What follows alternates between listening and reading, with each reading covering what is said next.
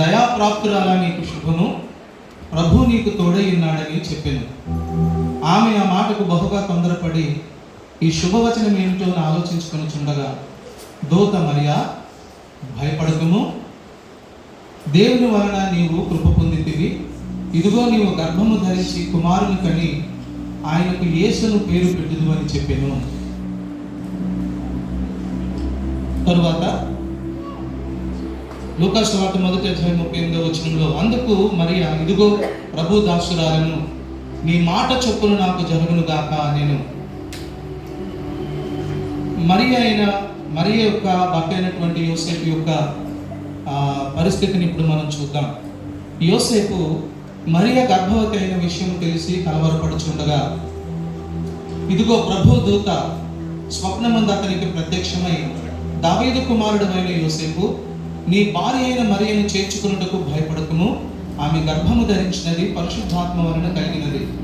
ఆమె ఒక కుమారుని కనును, తన ప్రజలను వారి పాపముల నుండి ఆయన రక్షించును గనుక ఆయనకు యేసును పేరు పెట్టుదు అనెను. యోసేపు ప్రభు దూత తనకు ఆజ్ఞాపించిన ప్రకారము చేసి తన భార్యను చేర్చుకొనెను. వారు తరగతి క్రమము చొప్పున ప్రజా సంఖ్య కొరకు బెత్లెహేమును వారి స్వగ్రామమునకు వచ్చినప్పుడు మరియా కుమారుని కనెను.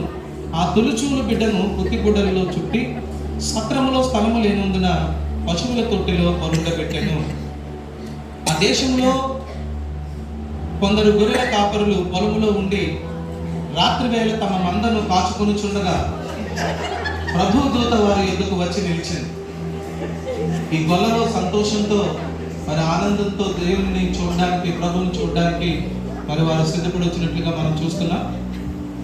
ప్రభు మహిమ వారి చుట్టూ ప్రకాశించినందున వారు మిక్కిలి భయపడిరి. అయితే ఆ దూత, భయపడకుడి, ఇదిగో ప్రజలందరికీ కలుగబోవు మహా సంతోషకరమైన సువర్తమానము నేను మీకు తెలియజేయుచున్నాను. దావీదు పట్టణమందు నేడు రక్షకుడు మీ కొరకు పుట్టి ఉన్నాడు, ఈయన ప్రభు అయిన క్రీస్తు.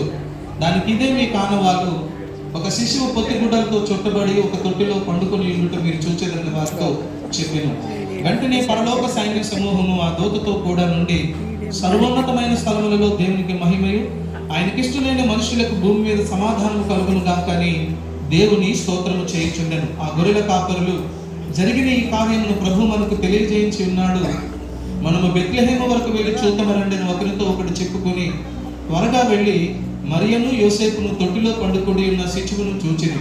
వారు చూచి ఈ శిశువును గురించి తమతో చెప్పబడిన మాటలు ప్రచురము చేసిరి.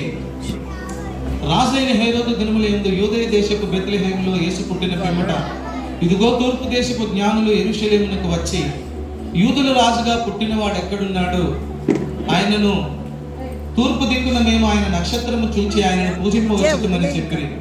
వారు ఆ నక్షత్రమును చూచి అత్యానంద భరితులై ఇంట్లోనికి వచ్చి తల్లి అయిన మరియను ఆ శిశువును చూచి సాగిలపడి ఆయనను పూజించి తమ పెట్టెలు విప్పి బంగారమును, సాంబ్రాణిని, బోరమును కానుకలుగా ఆయనకు సమర్పించిరి.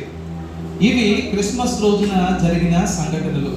క్రిస్మస్ అంటే ప్రేమ, క్రిస్మస్ అంటే కృప, క్రిస్మస్ అంటే దేవుని త్యాగము, క్రిస్మస్ అంటే దేవుని వాగ్దానము, క్రిస్మస్ అంటే దేవుని ప్రవచనముల నెరవేర్పు, క్రిస్మస్ అంటే ప్రవక్తల నిరీక్షణ.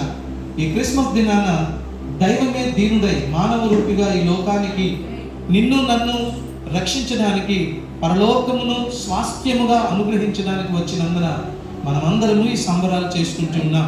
మీ అందరికీ మా సండే స్కూల్ తరపున క్రిస్మస్ శుభాకాంక్షలు. Happy happy Christmas, merry merry Christmas. God bless you all. God bless you children.